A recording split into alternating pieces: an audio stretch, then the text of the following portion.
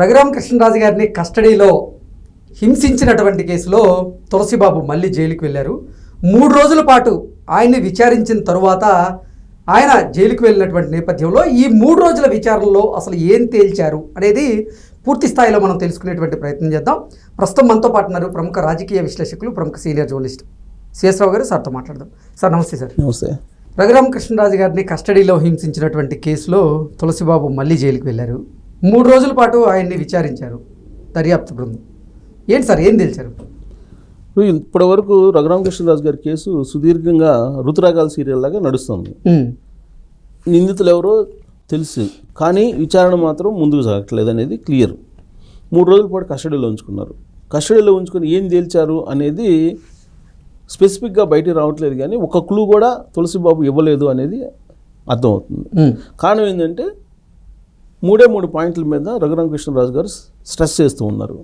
ఏంటి అని అంటే, ఆ రోజు కలెక్టర్గా ఉన్నారు ఒక ఆయన, వినయ్ యాదవ్ సంథింగ్ ఏదో పేరుంది ఆయన పేరు.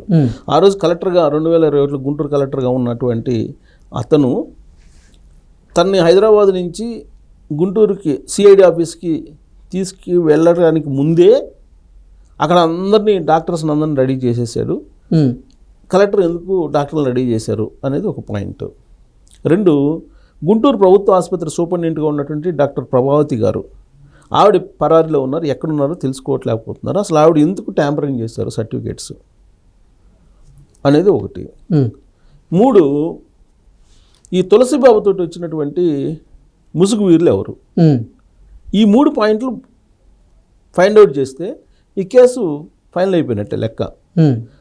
మరి ఈ 3 పాయింట్ల మీద ఇన్వెస్టిగేషన్ చేశారా ఆ దిశగా అంటే 3 రోజుల పాటు కస్టడీ తీసుకొని సుమారుగా 100 ప్రశ్నలు సంధించారని చెప్తున్నారు.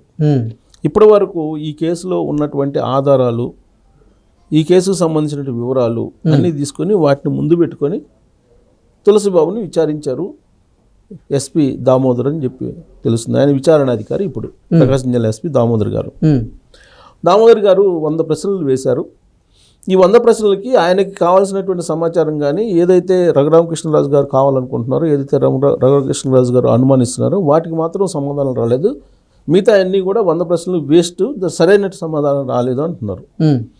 అయినప్పటికీ కూడా పోలీసులు విచారించాలి, నిజం రాబట్టాలంటే వేరే పద్ధతులు ఉంటాయి. అవును, సరే, ఆ పద్ధతుల్ని మీరు ఎందుకు ఉపయోగించలేదు అని చెప్పి మనం అడగడానికి లేదు. కారణం ఏంటంటే విచారణ అధికారిగా ఐపీఎస్ అధికారి ఉన్నారు కాబట్టి ఆయనకి తెలుసు 3rd డిగ్రీ ప్రయోగించాలా లేకపోతే నార్కో అనాలిసిస్ టెస్ట్ చేయించాలా ఏంటి అనేది. అయితే పూర్తి స్థాయిలో ఈయనకు సమాచారం వచ్చిందని సంతృప్తి చెందితే అప్పుడు నెక్స్ట్ వాటికి వెళ్ళరు. విచారణ 3 రోజులు పూర్తయిన తర్వాత 3rd డిగ్రీ కానీ లేదంటే నార్కో అనాలిసిస్కి కానీ వెళ్ళారంటే వెళ్ళలేదు. అంటే దాని అర్థం ఏంటి? ఈయన సంతృప్తి చెందినటువంటి స్థాయిలోనే ఆయన సమాధానం ఇచ్చి ఉంటారని చెప్పి అనుకోవాలి మనం, అంతే కదా. లేదంటే మళ్ళీ కస్టడీకి అడుగుతారు. నిజంగా సంతృప్తికరమైనటువంటి సమాధానాలు తులసిబాబు దగ్గర నుంచి వస్తే సునీల్ ఐపీఎస్ మాజీ సిఐడి చీఫ్, ఆయన పాత్ర ఏంటి అనేది తేలాలి. ఇమీడియట్గా ఆయన్ని విచారణ పిలవాలి. విచారణ పిలుస్తూ నోటీసులు జారీ చేయాలి.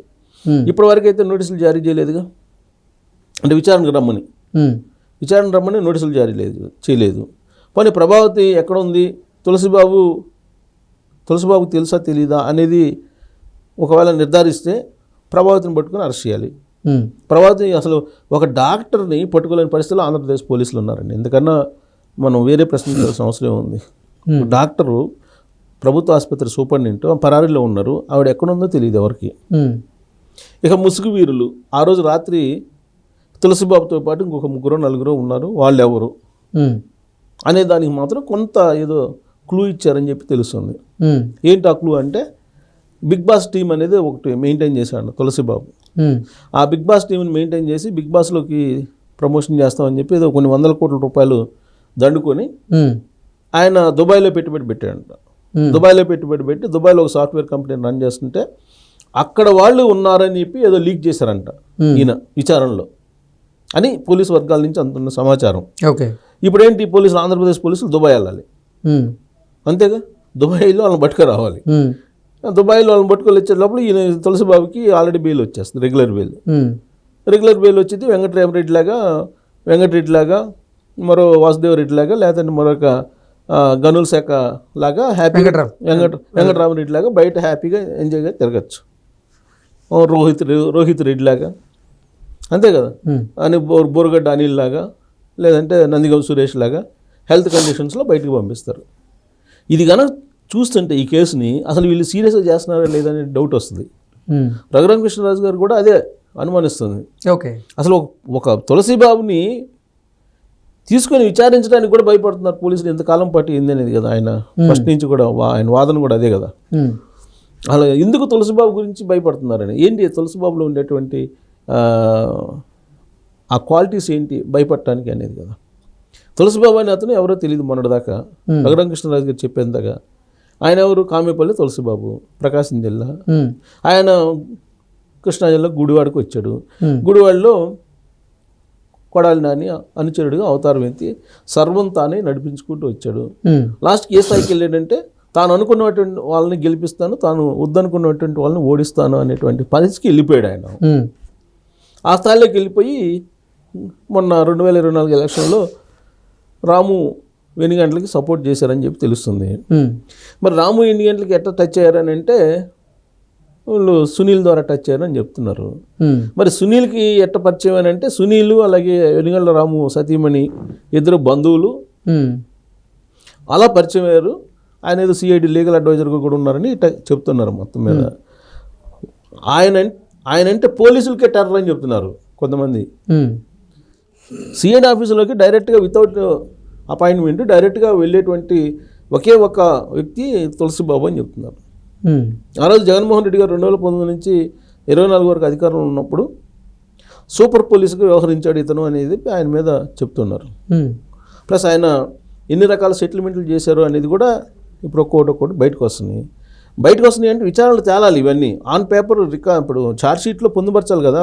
విచారణ అయిపోవడంతో కాదు కదా, విచారణ ఏం చేశారు ఏంటి అనేది ఛార్జ్షీట్లో పొందుపరచాలి. వన్స్ ఛార్జ్షీట్ వేసిన తర్వాత బెయిల్ ఈజీగా వచ్చేస్తుంది ఆయనకి. మరి ఇప్పుడు రఘురామకృష్ణరాజు గారి పరిస్థితి ఏంది? ఆయన ఏమంటున్నాడు, నాకు ఆ ముసుగు వీళ్ళు ఎవరో బయట రావాలి, ఆ వీడియో తీసింది ఎవరో బయట రావాలి, ఆ వీడియో కాల్ ఎవరికి చూపించారో బయట రావాలి అంటున్నారు. అంతే కదా. ఆ రోజు ఉన్నటువంటి కలెక్టర్ రోల్ ఏంటి అనేది కూడా బయట రావాలి అంటున్నారు ఆయన రఘురామకృష్ణరాజు గారు. డాక్టర్ ప్రభావతి గారిని ఎందుకు పట్టరాట్లేదు పోలీసులు అంటున్నారు. ఈ మూడింటి సమాధానం చెప్పలేని పరిస్థితుల్లో ఆంధ్రప్రదేశ్ పోలీసులు ఉన్నారు. ప్రభుత్వం ఏమో డబుల్ ఇంజిన్ సర్కార్. ఆ డబుల్ ఇంజిన్ సర్కార్లో రఘురామకృష్ణరాజు గారు డిప్యూటీ స్పీకరు. ఆయన జరిగినటువంటి అన్యాయం మీద పోరాడాల్సిన పరిస్థితి ఏర్పడింది. అంటే ప్రభుత్వానికంటే ఆంధ్రప్రదేశ్ పోలీసు కంటే తులసిబాబు బలమైనటువంటి వ్యక్తిగా కనిపించట్లేదు ఇక్కడ. కరెక్ట్గా ఈ పాయింట్ దగ్గర రఘురామకృష్ణరాజు గారు ప్రభుత్వాన్ని కూడా ప్రశ్నిస్తున్నారు, నమ్ముతున్నారు ప్రభుత్వాన్ని.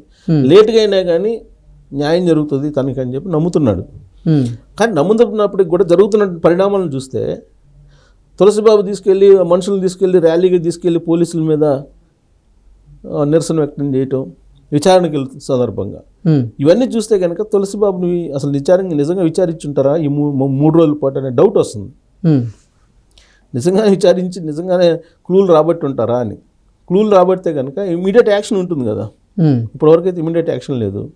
ఆయన తీసుకొచ్చారు సోమవారం రోజు తీసుకొచ్చి గుంటూరు జైలు నుంచి గుంటూరు ప్రభుత్వ ఆసుపత్రిలో హెల్త్ చెక్ చేశారు. హెల్త్ చెక్ చేసి బీపీ ఏదో కొంచెం ఫ్లక్చువేషన్స్ ఉన్నాయంటే బీపీకి సంబంధించి కంట్రోల్ చేశారు. విచారణ చేశారు.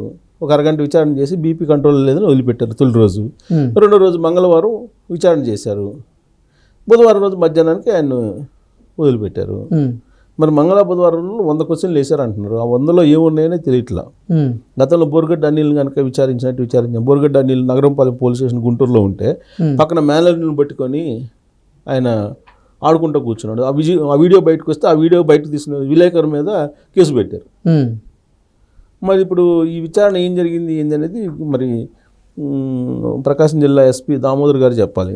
దామోదర్ గారు ఏమో విచారణ అంతా అయిపోయిన తర్వాత దగ్గరుండి కారెక్కించి పంపించాడు తులసిబాబుని అని చెప్పి సోషల్ మీడియాలో వస్తున్న న్యూస్. మరి ఆ దృశ్యాన్ని చూస్తే 3 రోజుల పాటు ఏమన్నా చేశారా లేదా అనేది వెయిట్ చేస్తున్నారు అందరూ. Okay sir, thank you so much. Thank you.